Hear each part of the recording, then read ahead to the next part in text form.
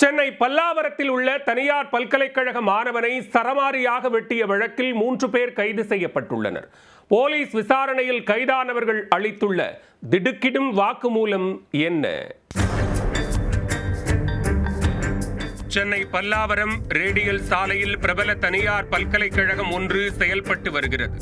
இந்த பல்கலைக்கழகத்தில் திருநீர்மலை பகுதியைச் சேர்ந்த ஹரீஷ் என்ற மாணவர் டிப்ளமோ விஷுவல் கம்யூனிகேஷன் படித்து வந்தார்.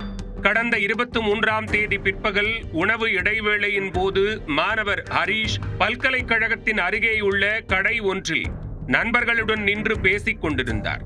அப்போது அங்கு கத்தி, அரிவாள் உள்ளிட்ட பயங்கர ஆயுதங்களுடன் வந்த கும்பல் ஒன்று கண்ணிமைக்கும் நேரத்தில் ஹரீஷை சுற்றி வளைத்து பொதுமக்கள் முன்னிலையில் கொடூரமாக வெட்டி சாய்த்தனர்.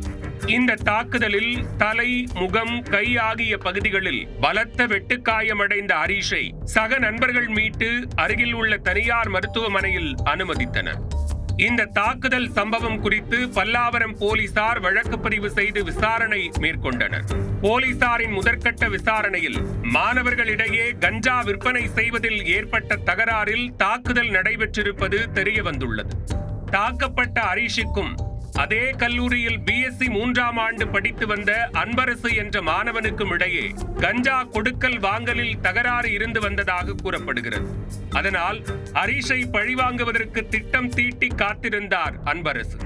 அதன்படி சம்பவத்தன்று தனது கூட்டாளிகளுடன் வந்த அன்பரசு கடையில் நின்று கொண்டிருந்த ஹரீஷை சுற்றி வளைத்து அரிவாளால் வெட்டியது விசாரணையில் தெரிய வந்தது. இதனையடுத்து தப்பிச் சென்ற அன்பரசு உள்ளிட்ட குற்றவாளிகளை போலீசார் வலைவீசி தேடி வந்தனர். தீவிர தேடுதல் வேட்டையில் அன்பரசு, பிரவீன், நிஷாந்த் ஆகிய 3 பேரை போலீசார் கைது செய்தனர். அவர்களிடமிருந்து 2 இருசக்கர வாகனங்கள் பறிமுதல் செய்யப்பட்டன. பிடிபட்ட 3 மீதும் வழக்கு பதிவு செய்த போலீசார் அவர்களை தாம்பரம் நீதிமன்றத்தில் ஆஜர்படுத்தி புழல் சிறையில் அடைத்தனர். இதனிடையே பல்லாவரம் சுற்றுவட்டார பகுதிகளில் கல்லூரி மாணவர்களிடையே கஞ்சா புழக்கம் மீண்டும் தலை தூக்குகிறதா என சமூக ஆர்வலர்கள் மற்றும் பெற்றோர் கேள்வி எழுப்புகின்றனர். கஞ்சா விற்பனையை போலீசார் இரும்பு கரம் கொண்டு கட்டுப்படுத்த வேண்டும் என்றும் கோரிக்கை விடுத்துள்ளனர்.